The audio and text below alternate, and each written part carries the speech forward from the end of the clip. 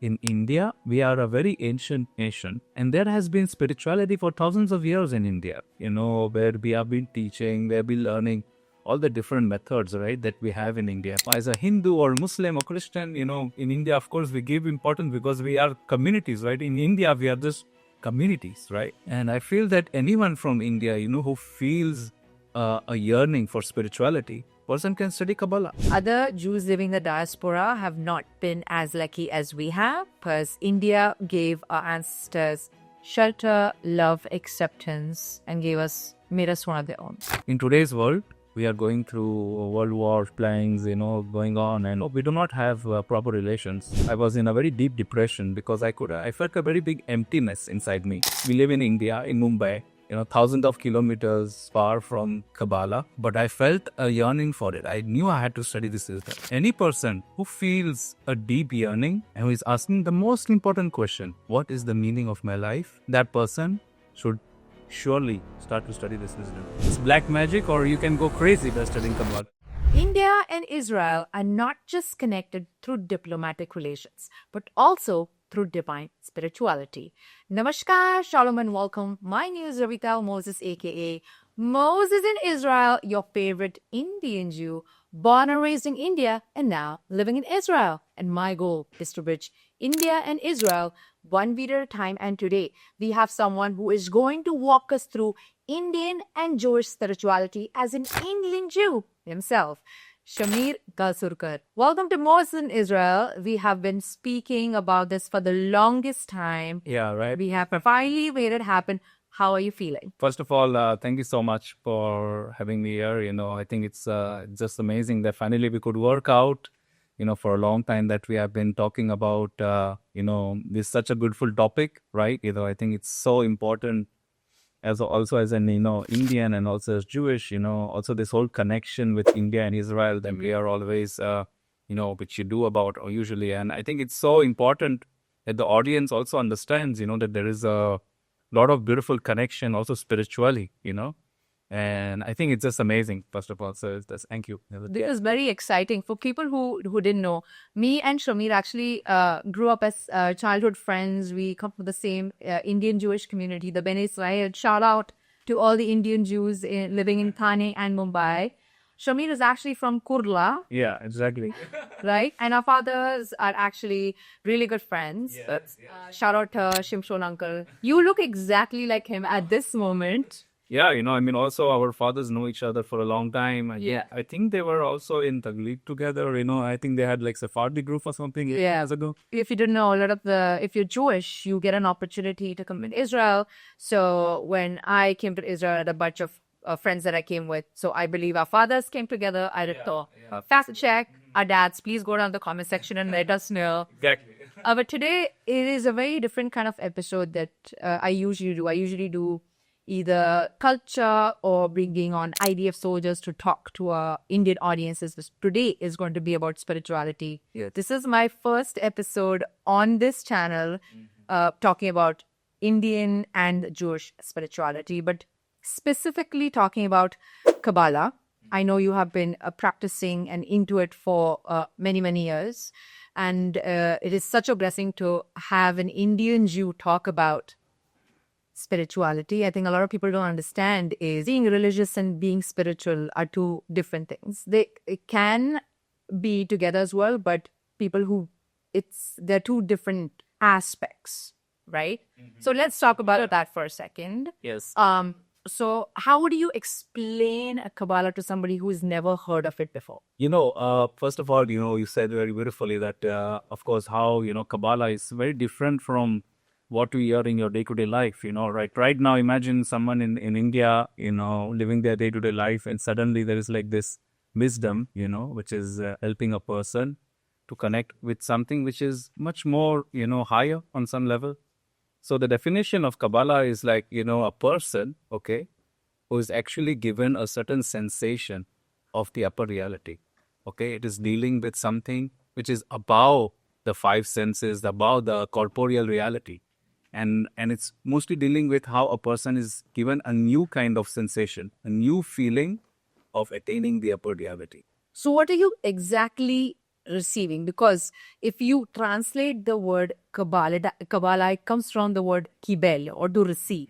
So what are you exactly receiving? See, here, when we are talking, as you said, yes, the meaning of the word Kabbalah in Hebrew is to receive. But here we are not talking about receiving something, in this corporate reality or like some sunlight or something, right? Here we are talking about something which is very different from what we usually understand. See, the thing is that according to the Kabbalists, right, the whole of reality, we as humans have only one purpose: to receive. We are all the time receiving from the day that we are born. Imagine when you were a child, right? You had different needs, right? You wanted to have some toys, you wanted to have some, sweets. Maybe gulab jamun was tasty for you, and all the different, delicacies, or even as a child, whatever you need. Then a person grows up, person wants to have a good job, good, business, succeed, get married, have children, all the different desires, right, which we talk about. When it comes to the wisdom of Kabbalah, here we are trying to receive the upper light, okay? And this upper light is above my corporeal needs. And not only that, right? Here we are, because as I said, our whole purpose, our essence as humans is to receive. You're all the time receiving. We can do whatever we want, but it's only to how we see this picture that we call light. The wisdom of Kabbalah is teaching that this light is coming from a different level of human understanding or even human evolution, you can say. Because it's like a starting point, right? In between Kabbalists, of course, it's difficult to explain in one episode, but in Kabbalists, we say the point in the heart. It's like this is a beginning stage of a person where a person now is starting to yearn for something much more than the person is familiar. Can we take a step back, or for people who are trying to understand what it exactly means? It can come across as, but it is part of Judaism. Where did it come from? Can you take us back and sort of explain to us how it started in the first place and how it is different from being religious? Mm-hmm. That's a great Jewish way. Yes, that's a great question. First of all, there is a lot of misconceptions about Kabbalah. Let's be honest, there has been misconception of Kabbalah for almost 2,000 years because it has been hidden for a long time, right? But the 16th century, the Kabbalist Arizal, who wrote the book Etz Chaim, it started to get more and more, open. And then coming to Bala Salam and Rabash and our teacher, Rab Mikhail Leitman, where this wisdom has been opened up. So we need to understand one thing. There has been a lot of misconception about Kabbalah. Can you give us 3 top misconceptions? Okay, that's a great question. First of all, people usually connect Kabbalah with mysticism. It is not mysticism. Okay, it's a spiritual science. It's a wisdom where a person is trying to connect something which is not at all connected to this world, really. It's not connected to religion, mysticism, black magic, secret society, whatnot, right? There is like million misconceptions which people, tarot card reading, evil eye, whatnot, right? Kabbalah, you would find in the internet, you will find a lot of places where they talk about this wisdom, but almost none of them are actually talking about authentic wisdom of Kabbalah. Because here we are dealing with something very simple, only with the internality of a person. So these top 3 misconceptions, like for example, Kabbalah is mysticism, not a mystery. It is a spiritual wisdom and it deals only with person's internality. Second, let's say Kabbalah is a religion.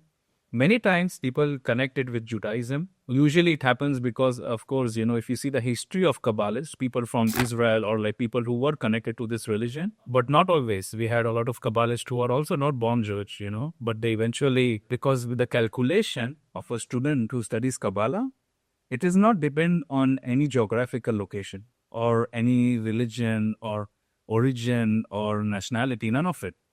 Any person who feels a deep yearning and who is asking the most important question, what is the meaning of my life? That person should surely start to study this wisdom. This is what makes Kabbalah special and unique, because it integrates everyone in this whole of humanity. So this is the second misconception, like people think it is religion. Third one, I would say, people also say it, right? There are many, but we can say, okay, it's black magic, or you can go crazy by studying Kabbalah. This is also like one of the ones which I have heard. Of course, you don't go crazy. And of course, not only that, Kabbalah is actually very against the whole thing of mysticism and black magic and evil eye and all of that, because it's mostly dealing with how a person is bringing an inner change in himself or herself, and not something outside. Black magic, right? People think, okay, it's like you do something to other person in this world, but you don't. But a person cannot do anything. It's like it's something much more an internal work and not something external at all. Okay. I think those are like great ways to break it down because there's so much information on the internet right now. It is very hard to separate what is what. So thank you for bringing that to us and giving some spotlight. But let's talk about your journey for a second. You grew up in India in the Indian Jewish community, just like me. How did you get introduced to Kabbalah? And why did you choose to dive deep into it and make this your sole purpose in life? Since I was small, I always felt like a big meaning, big question on this, about who am I, basically. Really, who am I? I mean, if I'm born in this world, right, and there must be some place where I'm going, there must be a reason that I'm in this reality or in this life, So this question was always there. Who is God? What is the meaning of life? When I came to my teenage years, okay, that's where things started to get much more tougher. I was in a very deep depression because I felt a very big emptiness inside me. Okay, I felt like I was living like this loop of life, hustling, working, all the actions that you do in your life, right? And then you sleep and next day again you wake up and then you're in the same process every day. I felt a lot of emptiness from that because I saw that it cannot be that this is what life is. It has to be something more. This made me feel empty from everything around me. The whole world around me felt like, okay, I cannot, it's something deeply empty for me. So this emptiness for a few months and, of researching, because that's when I started to research about meaning of life and about, by my ear. But I always had a very deep feeling when I saw the books of Zohar, right? So for those of you who don't know, books of Zohar is one of the most important books of Kabbalah. And every time I saw these books, it felt like it took me to a very beautiful inner warm feelings, to my heart, literally. And it was something which cannot be expressed in word. First of all, what we study in Kabbalah can never be expressed in word. It can only be felt. And then I started to research because now I felt that that's it. I have to start to study Kabbalah because I knew in my heart, right? Again, imagine, you're right, we live in India, in Mumbai, thousands of kilometers far from Kabbalah, but I felt a yearning for it. I knew I had to study this system. So I started to search on the internet and I came across a clip that of Mithal Lightman and his group. So the first time when I saw this clip, I felt like a very deep feeling, which made me feel that I have to be there.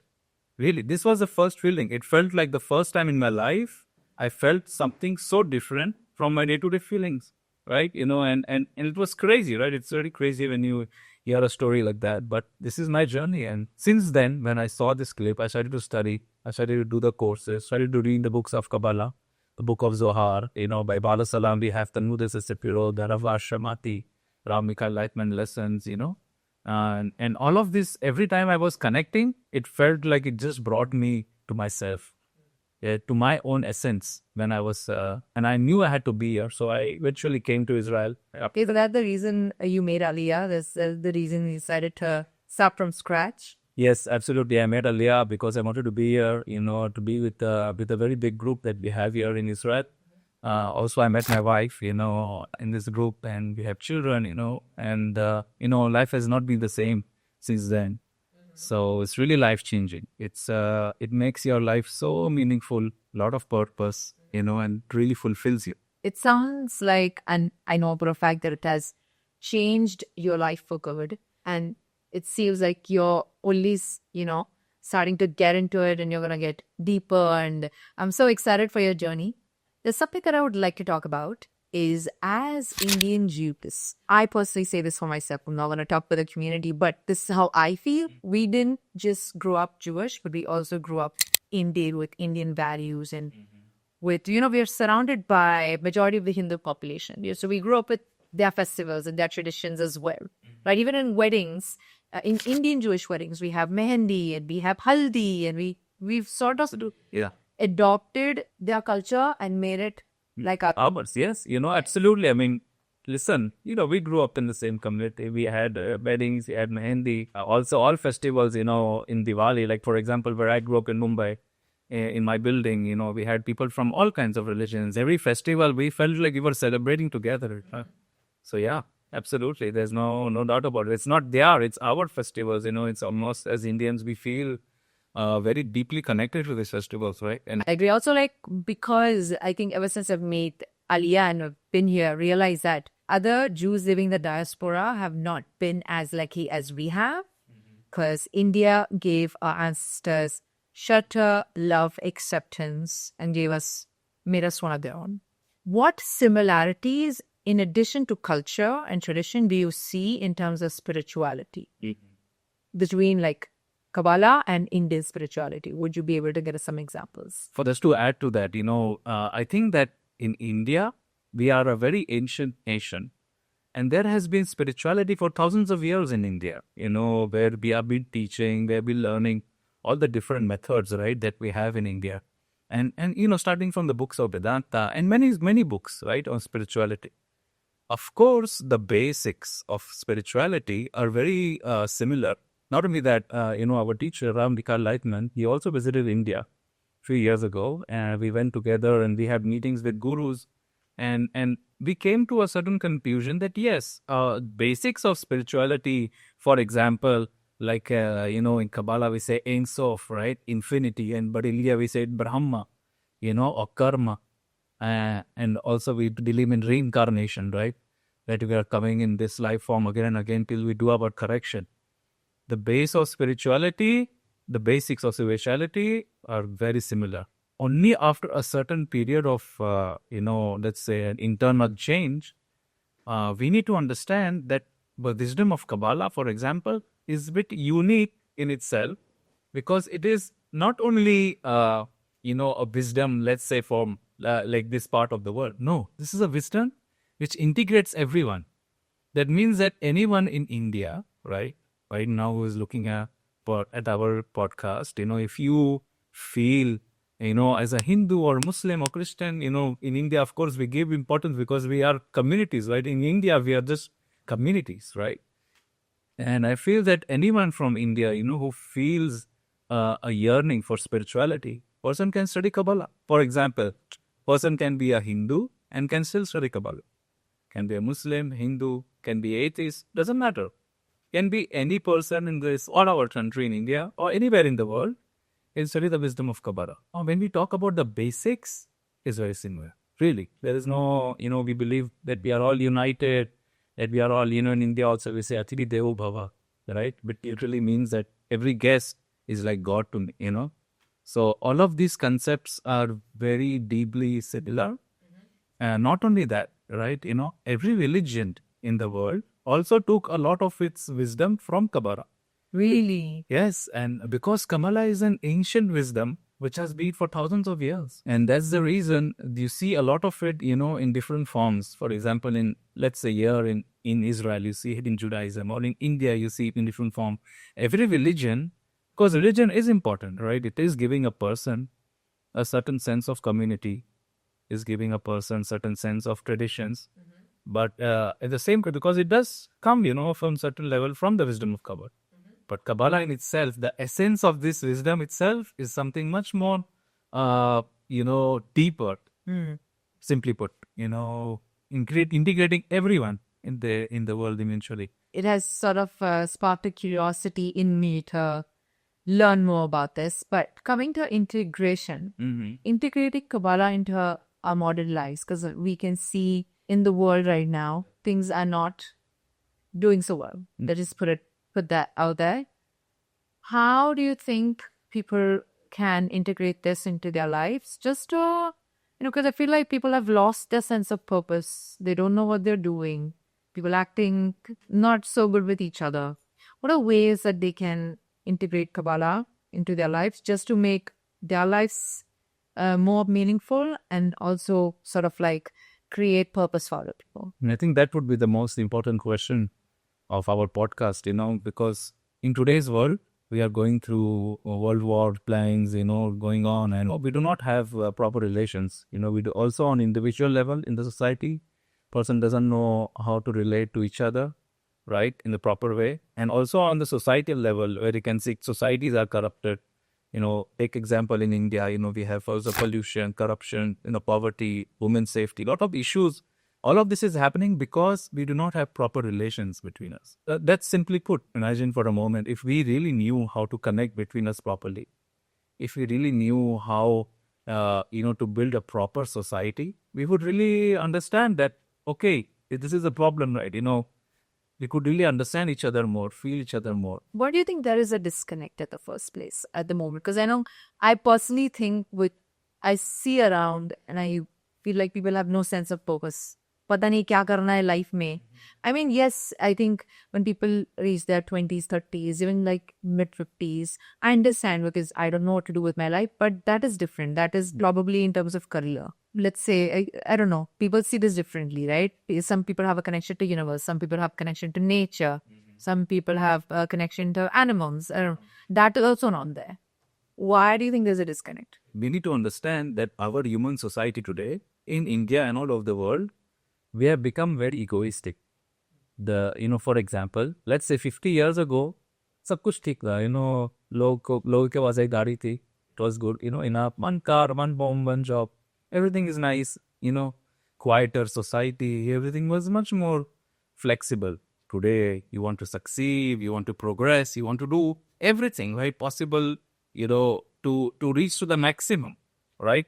It's not that it is bad, right? It is not. It is just part of the process. Kabbalah is teaching us that all of this egoistic awakening, where we are disconnecting us from each other, is actually part of the process. That's what also explains that in Kabbalah we are studying how to work on this egoistic nature. This is why it integrates everyone in the end. I mean, imagine, for example, all the spiritual, methods and everything that we have usually. Kabbalah is actually telling, okay, we need to integrate between us. We need to unite between us and to have good relations. Because you will see this really, Vital, if you will see the moment when internally, right, every one of us, like you said, and this awakening is important. And I really hope that all of us will feel that, all our audience in India and in Israel, that you all will feel that inside me, if I will really check myself right now, I will really see that I'm really living only for myself, and I do not have any sensation of the other, and that's fine. That is part of the process, and we need to use it to come to more and more closer. That's why when you said that we bring it to modern society, I mean, this is actually urgently required for the modern society, especially in India. We are going through a very big change. I mean, have you marked, Ravidal, that last 15, 20 years, people have changed a lot, right? Do you see that? I feel like it's also generational, right? As the new generation comes into, I won't say powers of position, right? Gen Zs now, they're very different than millennials, and millennials are very different than Gen X. And I say this very proudly that India is not what it was in 1947. It has come a long way. Yeah. But the West often sees us as an India that is still stuck at post-colonial India. A lot of image changing has happened. A lot of internal changing has happened inside the country. If we are bad at civic sense, we need to accept it and we need to correct it. I think a lot of people have taken initiative and they're more aware, okay, these are the problems we have, we accept it. What can we do about it? So I see that kind of change coming around. I also feel spiritually or even religiously, again, these are two separate things, but I feel like a lot of the younger people are now taking active effort into praying or just, you're doing more meditation. Would be detaching from materialistic things. I see more young people doing that. Yes, and not only that, you will see the change is going to be so enormous and people are going to ask for it. You will see in the coming times, people's nature is changed. As you said, people have changed. Generation is different. Even the coming generations are even going to be much more advanced. And we will see at India where we will all be yearning for the same goal, for the same, unity of building a proper society. Because the wisdom of Kabbalah is dealing exactly with that. It is dealing on how to build good relations between people. It's integrating everyone into one group of people who just want to reveal, because this is the inner light that we are talking about. If we want to unite into one group, into one nation, right? And humanity eventually. And as an Indian, I can surely say I really feel it deep in the heart, that we are going through enormous changes. And only time will show. But on one important thing, it is important that we should try not stop it, because, on one hand, you're right. जब भी हम, young रहते हैं, like, हम हमेशा, we are asking, we are trying to, look for meaning. But the fact is that in India, day-to-day life is very tough, right? It's very complicated, very busy schedule, to even take out time for, spirituality, for example. I think it's everywhere at this point, especially if you live in metropolitan cities, as in because you're like, "Bhai, I need to pay my rent, I need to pay my bills." I think because you're on survival mode at this point. And I believe also because a lot of the Indian cities are now becoming metropolitan, more open-minded, more progressive. Yeah. So the focus is more on how can I make more money? How can I invest? I think investing in their spiritual awakenings or leveling up. So coming to our last segment, what message would you like to give to our Indian audiences as somebody who's, first of all, grown up in India as a Jewish person? And what would you like to share as somebody who has been studying Kabbalah? First of all, the message would be a message of gratitude. मराठीत पण बोलू शकता साहेब. मला असं वाटतं की खरंच we are so honored, right, to grow up in India. And, I just wanted to say that, I have a lot of gratitude being an Indian, because it has given me so much of values, growing up in India, all the culture and all the society, all my school days, everything is just so beautiful, I always keep it very deeply to my heart. And yes, India is my, home, and always I'm looking forward to visiting India. And as I said, we have also many students already studying with us. So it's always great to know that there are people there who are connecting, and, we are like, we are really connected. As as you said, always, India and Israel is like a bridge. And of course, our essence is also deeply connected as Indians and Israelis, also on a spiritual space. And I think that's what is beautiful about what you're doing as well, with because you're connecting this bridge between India and Israel. Yes, also I wish you a lot of success in it. And let's hope, that we will really reach, through your page also, we will reach people who are, many of our Indian brothers and sisters are looking for that connection. So yes, that's what I have to say. Well, thank you so much for saying such wonderful things. For people who have been wanting to connect spiritually or who want to explore this side of spirituality, I'm going to add Shamir's social media links and all the other links that you could get in touch with. He's actually very friendly, so don't hesitate to get in touch with him. And he loves Indian food, by the way, if you want an icebreaker. I mean, who doesn't, Everyone loves Indian food, so. So I'm going to add all the links in the description. If you have any questions, go down in the comment section, and maybe we can come up with an episode 2, which is going to go in depth with Kabbalah and the concepts and anything and everything related to this topic. In the meantime, stay safe, watch the right content, and I'll see you next time.